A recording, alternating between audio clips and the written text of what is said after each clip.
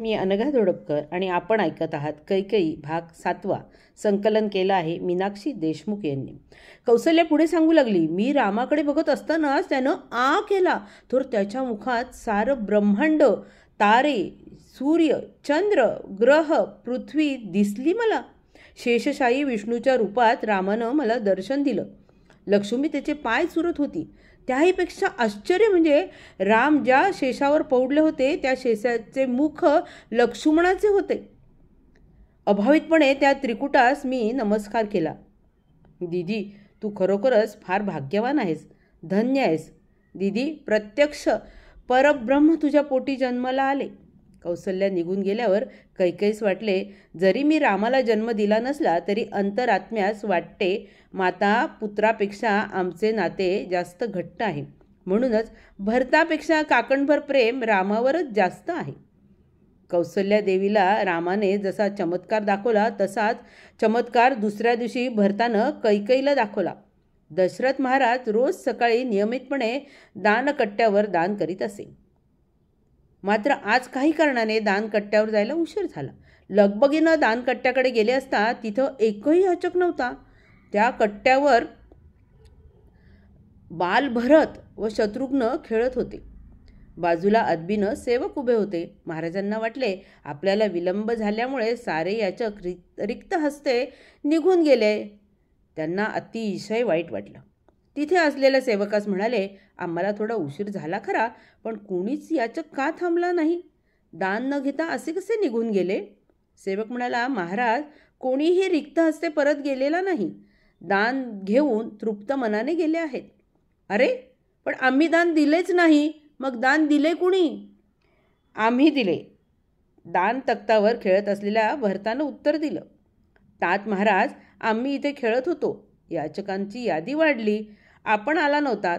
याचक विन्मुख जाऊ नये म्हणून त्यांच्या इच्छेनुसार दान केले आणि ते तृप्त होत आम्हाला आशीर्वाद देऊन निघूनही गेले. महाराजांनी दोन्ही पुत्र भरत आणि शत्रुघ्नला छातीशी कवटाळलं. त्यांच्या मस्तकाचे दीर्घावग्रहण केले. त्यांनी कैकेयीला सांगितल्यावर तिला पुत्रांच्या या कृतीने मन भरून आलं. दोन्ही पुत्रांचा अभिमान वाटला. राजमहालात व अयोध्येत चारही पुत्रांच्या गुणांची सारे चर्चा करीत होते. शिशु अवस्थेतील पुत्रांची 8 वर्षे कशी भरकन निघून गेली, कोणाला कळलं देखील नाही. 8 वर्षे संपल्यावरती कुलगुरू वसिष्ठांनी चौघांचेही उपनयन आणि मौंजीबंधन संस्कार मोठ्या थाटात पार पाडले. यापुढची काही वर्षे विद्याभ्यासासाठी गुरुकुलात जाणार होती. इक्ष्वाकू वंशाचे कुलगुरू ऋषीवर्य वसिष्ठांच्या आश्रमात अनेक ऋषी होते.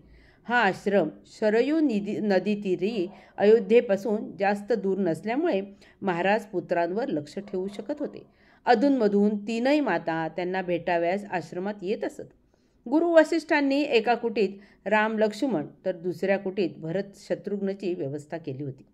वसिष्ठांच्या कुटी संकुलात वामदेव ऋषी, जाबाली ऋषी तसेच धनुर्विद्या शिकवणारे अशोक ऋषी यांची स्वतंत्र कुटील वास्तव्य होते.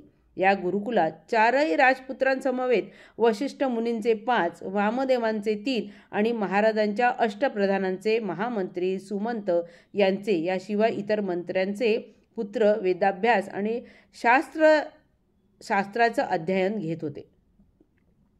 अयोध्येत आल्यावर मंथरेनं घरठाव केला होता. तिला मंडूक नावाचा पुत्र झाला होता. महाराजांना गळ घालून त्यालाही या आश्रमात शिकण्यासाठी तिने पाठवलं होतं. मंडूकाचा स्वभाव आई मंथरापेक्षा फार वेगळा होता.